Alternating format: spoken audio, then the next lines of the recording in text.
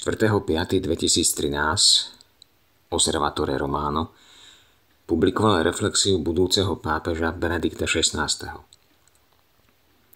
Tento text bol vybraný z 12. časti Opera Omnia pápeža Benedikta XVI s názvom Zvestovatelia slova a služobníci vašej radosti s podnadpisom Teológia a spiritualita sviatosti kňazstva. Julian Green sa narodil v roku 1900 a zomrel v roku 1998. Spisovateľ, dramaturg, homosexuál, konvertita z protestantizmu na katolícku vieru. Ako prišlo ku konverzii tohto veľkého francúzskeho spisovateľa? Píše, že medzi dvoma vojnami žil, ako žije človek dneška. Dovoľoval si všetko, čo mohol, bol akoby priviazaný k svojim žiadostiam a záľubám, ktoré boli v opozícii voči Bohu. Dostal sa do stavu, že na jednej strane si chcel tieto svoje žiadostivosti ponechať, aby si urobil život znesiteľným. Na druhej strane sa mu práve tým stával neznesiteľným. Začarovaný kruh každého hriechu. Hľadá cesty úniku a zanecháva svoje vzťahy. Navštíví veľkého teológa Henryho Bremonta, ale rozhovor s ním zostane na akademickej úrovni.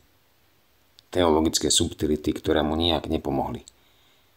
Nadviaže vzťah s dvoma filozofmi a manželmi Jacquesom a Raisou Meritainovými.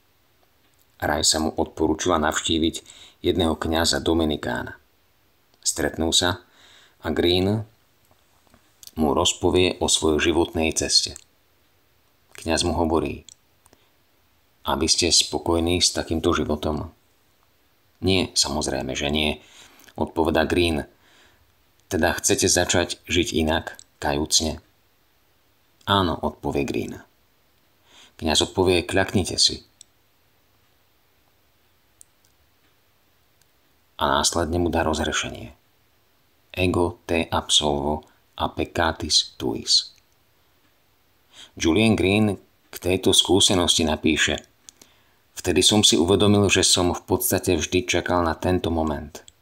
Stále som čakal na niekoho, kto by mi povedal: kľakni si, rozhrešujem ťa. Išiel som domov, nebol som iný, to nie, ale konečne som sa stal sám sebou. Ratzinger ďalej vedie svoje úvahy práve týmto smerom. K otcovstvu kňazov, ku skutočnej otcovskej láske k Božiemu ľudu a k jeho jednotlivým členom. Milovať druhých znamená povolávať ich k najvyšším štandardom dobra. Otec predsa nemôže pozerať na svoje deti, keď vidí, ako sa ženú do priepasti a pritom vie, že by mohli byť niečím viac. Milovať predsa neznamená uspokojovať, potvrdzovať či odmeňovať to skazené a hriešne v nás. Milovať znamená aj to, že s pastoračnou múdrosťou vychovávam k tomu, že tá potvora v nás sa netoleruje a tým dať vnútornému potenciálu šancu zabojovať o to, aby sa v Kristovi a s jeho milosťou stal skutočne tým, na koho obraz bol stvorený. Ako povedal Green, konečne sa stať sebou samým.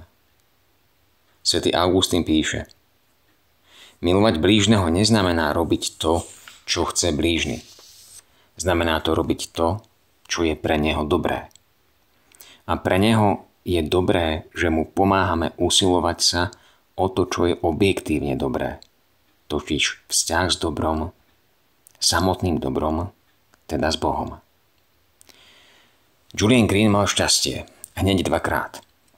Chcel konečne robiť niečo so svojím životom a stretol kňaza so srdcom otca, ktorý mal takú lásku, že nemohol tolerovať, že je niekým menším, než by mohol byť.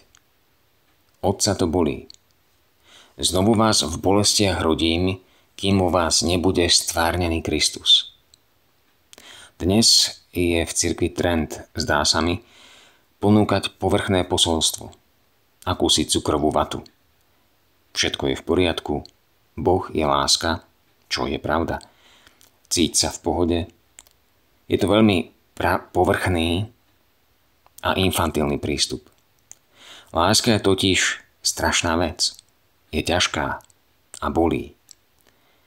Ak milujete svoje deti, nedopustíte, aby im všetko prešlo. Konfrontujete ich s ich priestupkami. Ak to neurobíte, nechcete dobro druhého. Skôr sa snažíte presunúť do nenáročného priestoru, kde budeme k sebe milí, prijímajúci a na oko šťastný. Ty si OK, ja som OK. Ale toto nie je láska, ale sentiment. Ako povedal americký biskup Robert Barron, obávame sa o pocity ľudí a o to, aby sme nezranili ich emócie, alebo ich nepotlačili, alebo niečo podobné. Bojíme sa použiť výchovný jazyk skutočnej lásky. Máš vážny problém, alebo takto predsa nemôže žiť. Opat kláštora trapistov v Novom Dvore dom Samuel tvrdí, že ťažkosti, s ktorými sa stretávame v rodinách, cirkvi, v západnom svete, pramenia z krízy výchovy, z krízy vychovávateľov. Julian Green mal šťastie, že stretol skutočného kňaza, ktorý mal srdce otca, múdreho vychovávateľa.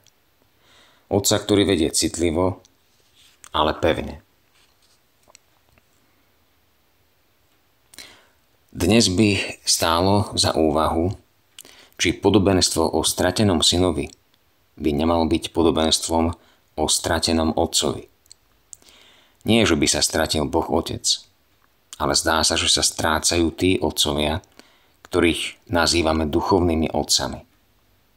Ako by sa spoločnosť bez otcov odrážala v kríze kňazského otcovstva. V tomto otcovstve sa najhlbšie odráža služba biskupa či kňaza. Napriek všetkej svojej biede v prvom rade reprezentovať otca. Skutočného otca nás všetkých.